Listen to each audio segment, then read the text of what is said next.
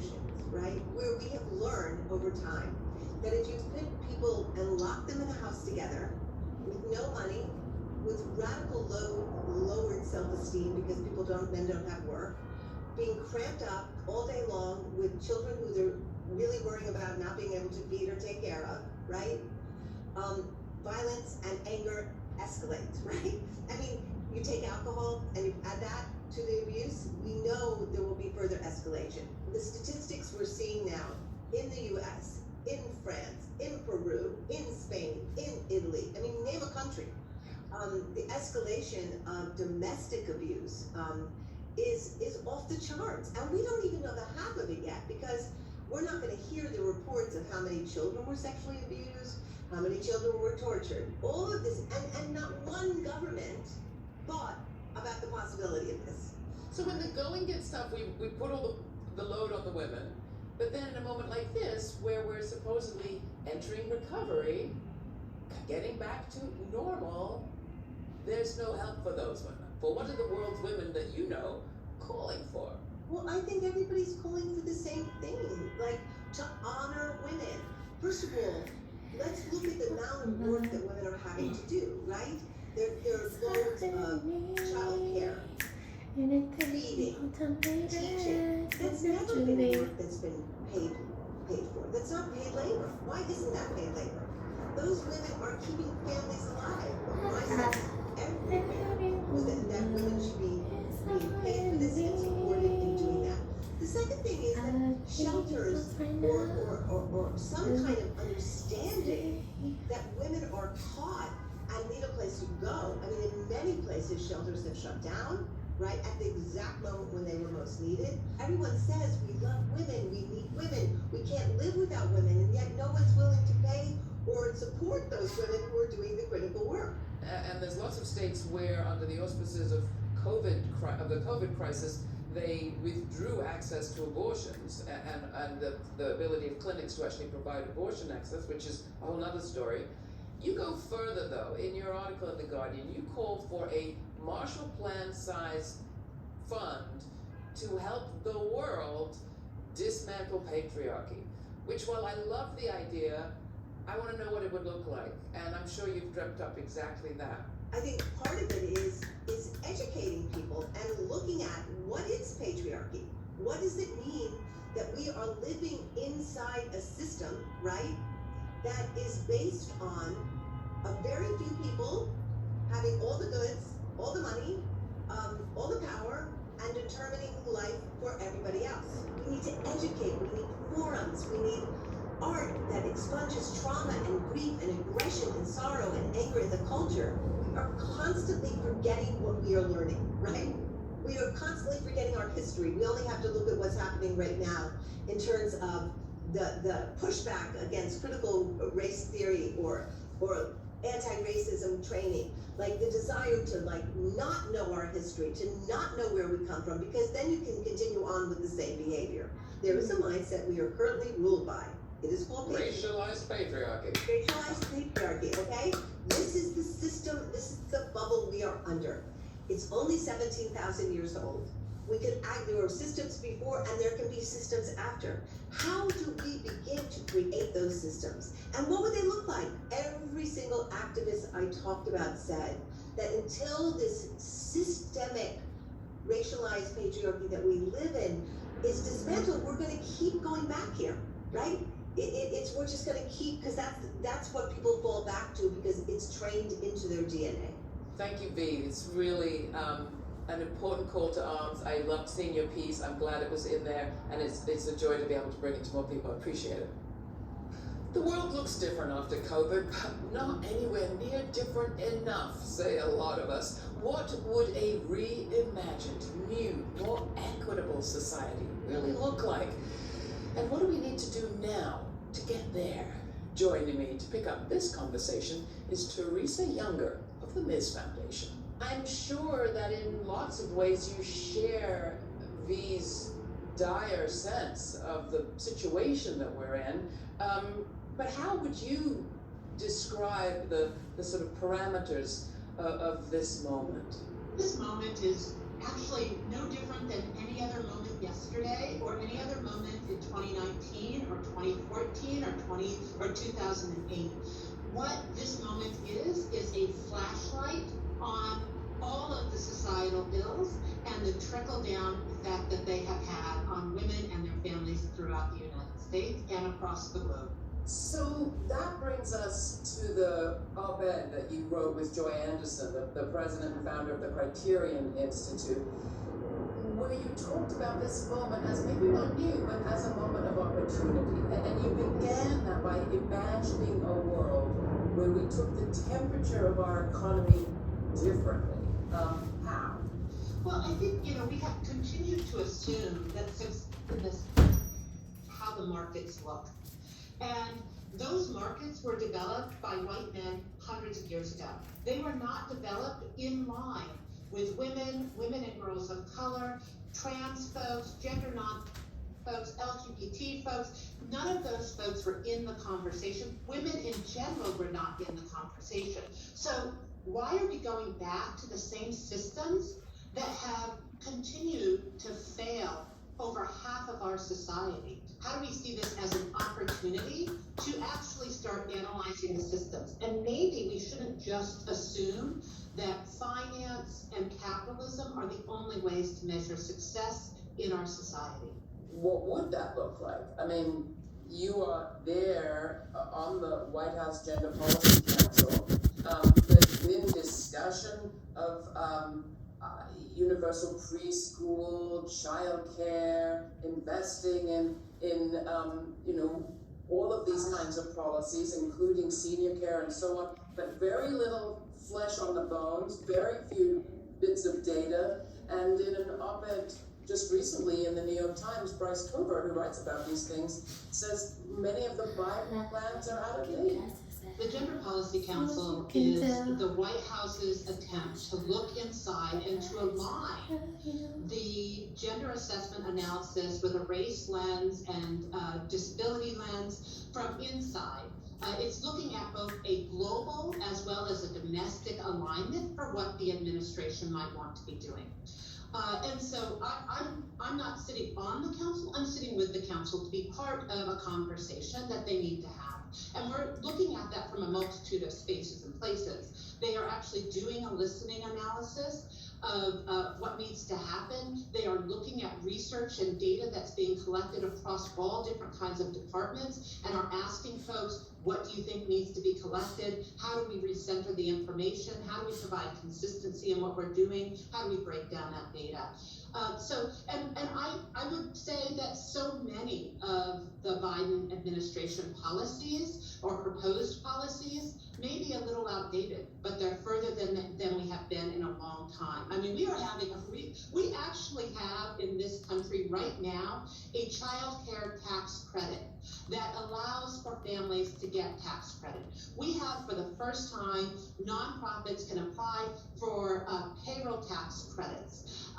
We have a conversation going on, maybe stagnated now, about the determination of what infrastructure looks like. We're having real conversations about what a care economy looks like, not just from the perspective of child care, but what it looks like to care for our elderly community members. And you have confidence that this conversation is headed towards the kind of systemic change that you have in mind? Because to a lot of us on the outside, it still looks super temporary and a little bit moderate in tone. Here's what I have confidence in. We're having a conversation that we have not legitimately had before. And sometimes it's just asking the question that gets everybody uncomfortable. So do I believe in this one term with a defunct Senate that we're going to get these policies passed? Maybe not. Do I think that state legislatures have an opportunity to implement some of these pieces and we can recreate what that looks like? Possibly. But I'm also absolutely disheartened that we can't get a voting rights bill through. And I'm absolutely disheartened that, we are looking at spending trillions of dollars on infrastructure reform and we can't decide on what that should look like. And we only want to go back to what it has been. It's roads and trains and planes, it's bridges, but we actually need to have a real conversation. What does it take to live in our country, to thrive? Why do we always talk about minimums from the basement? Why don't we talk about it from the midpoint? That takes us to movements, and you wouldn't have been all these years in philanthropy and social justice if you felt that change happened overnight or with one administration. So let's talk about that. You mentioned trillions of dollars are moving at this moment, and we've seen something like 9 billion move from just one source, Mackenzie Scott, in the last 12 months. Yeah. On the one hand, this is fantastic. Going to such social justice groups, responding to the demands of groups like the Movement for Black Lives. But you were part of a large group of philanthropists from public philanthropies, public foundations, who wrote a letter to philanthropy as a field, raising some concerns. You said, on the one hand, this is great, but it wouldn't be great if we didn't do it right. So can you lay out your concerns about this, while of course it's fantastic to see money shifting? Well, I think one of the things we need to lift up is that public foundations like the Ms. Foundation raise our dollars. We are committed and responsible to the grassroots that we are serving, towards the missions that we are trying to achieve. When we see gifts like Mackenzie Scott, which are based in trust, she is making those gifts with no strings attached for a limited period of time, and saying to nonprofit groups on the ground doing this work, you spend this money how you see fit. But what we have to understand is that many nonprofit social justice movements in this country are completely underfunded. And instead of also, sometimes people feel like they have to do it their way, we actually know public philanthropy actually knows how to service our communities, and we have actually been formulating deep relationship with movement structures for a long time. So that letter that we wrote, in conjunction with what I consider some of the best thinkers in public philanthropy, was really about questioning the fact that why we always need to start something new and make things hard. Why don't we learn and listen to those who have been moving money to the field, those who have a social responsibility to have an impact, and that we are listening to the grassroots. And in this moment, it seems as if a lot of women, single heads of households, professionals, leaving work to look after kids, suffering the consequences of that gap in their professional career. But there are a lot of women who are not leaving the workforce, who never did during this pandemic. How do you serve all of these interests? We're starting the conversation at the Ms. Foundation by centering women and girls of color as our starting point. And we believe that in the pool of inequality, if we can drop one stone over one thing, it's going to be women and girls of color. And the rippling effects will come across so many different folks who are in that pool of inequality, whether it's with disabilities, whether it's trans, whether it's men, it can be anybody, but we're going to start there as a point, because it changes the conversation. So much of our conversations have centered around white males. And even when you move women into that conversation, it has traditionally not been about women and girls of color, has not been about Black women and girls.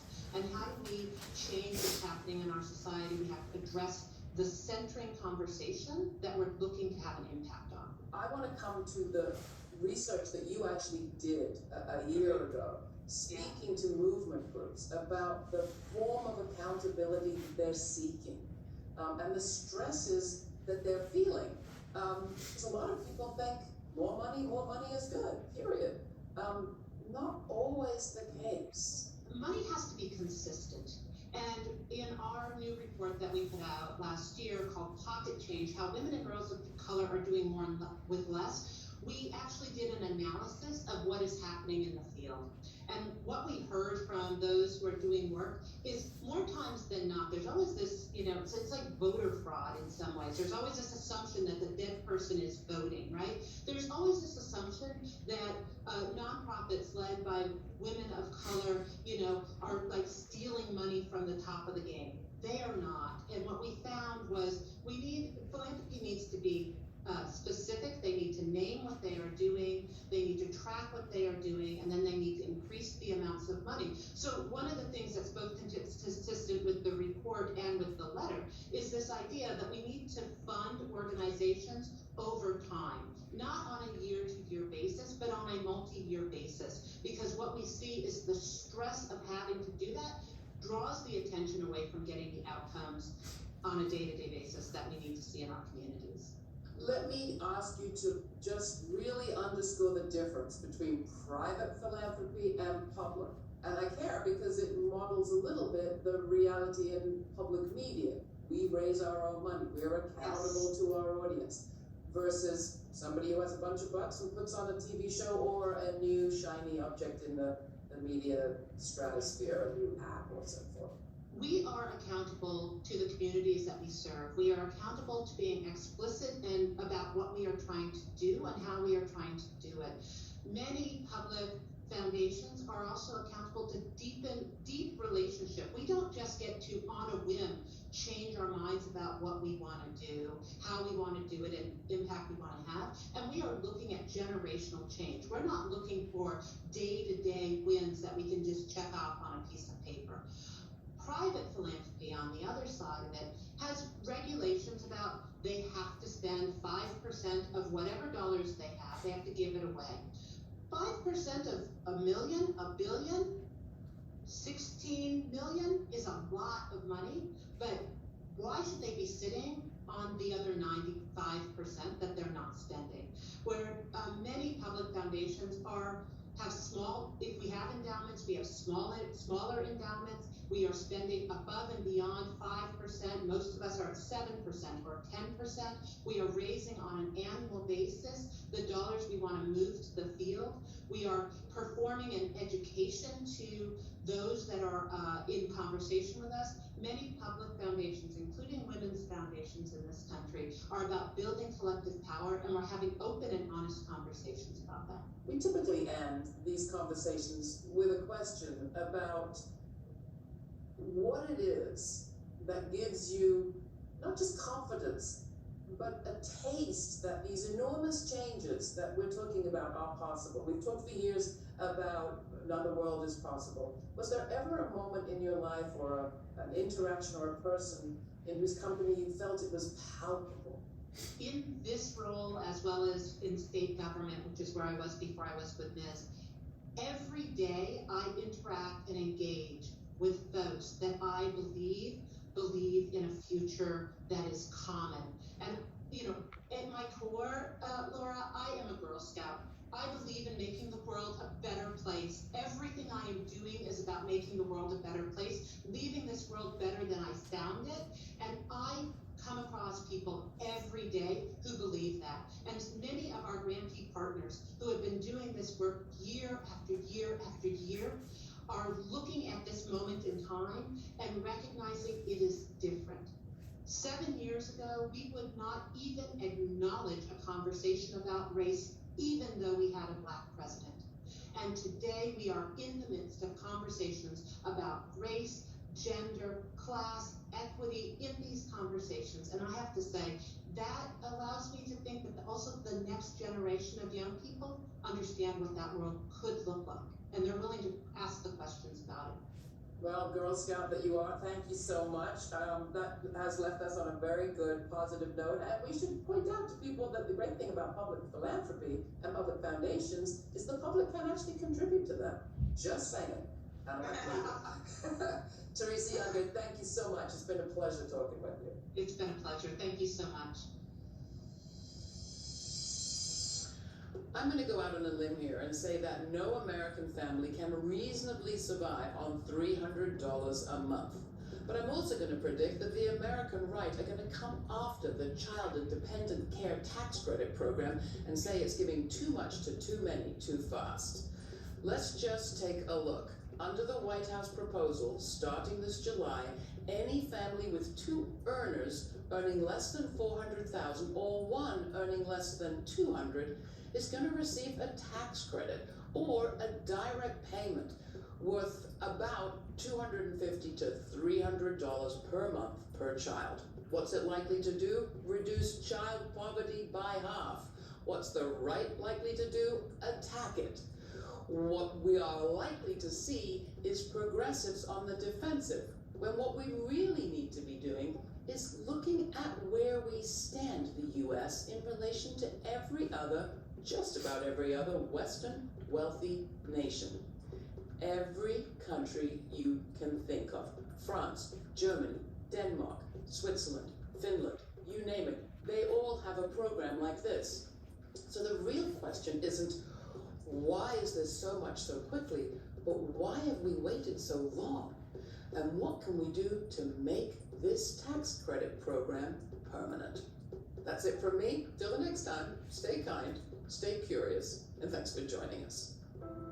For more on this episode and other forward-thinking content, and to tune into our podcast, visit our website at lauraflanders.org and follow us on social media at The LF Show.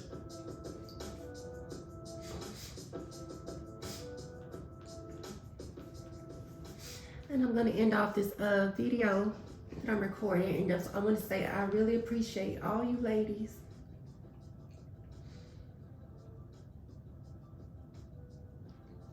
I thank God for all you ladies. I'm not going to let nobody hurt you, I promise. I'll always stand up for you. Now, I ain't going to stand in your wrongness when you know you're being, we ain't going to talk about it because you know how ladies can be, but that's lady business. And I'm not going to mention that because it's between the girls. But I'm going to say this, I love you all because you always put up with so much stuff that's not even your problem. And the world owes you a lot more than they give you credit for.